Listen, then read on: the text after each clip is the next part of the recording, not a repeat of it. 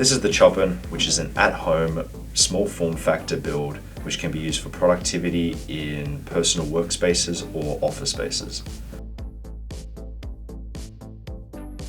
So we're going to start by installing our i5-12400 into our motherboard. We have a Mini-ITX B660M motherboard from ASRock. Next, we're installing 16 gigs of 3200 megahertz Corsair Vengeance RAM. Next, we're going to be installing our crucial M.2 SSD. This is a 500 gigabyte SSD. And then finally, we have our stock Intel cooler that comes with the CPU.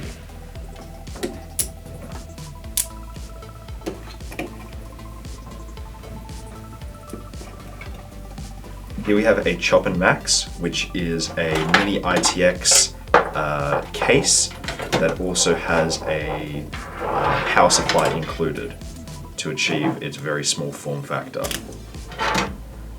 I'm just installing the bracket for the back I/O before we install the motherboard. So I'm going to move these cables out of the way so I can fit the motherboard in. Line it up so that the screw holes are where they need to be. Alright, now it's all just about cabling. And cable management is very important for this case because there's nowhere to anchor zip ties. So we're going to be installing the front I/O.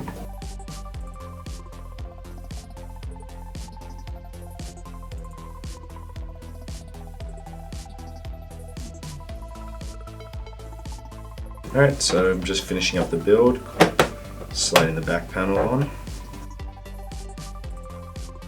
Take the front panel, which is slightly more elevated, in case your cooler needs a little bit more clearance. Screw that last screw in, and then the build's finished.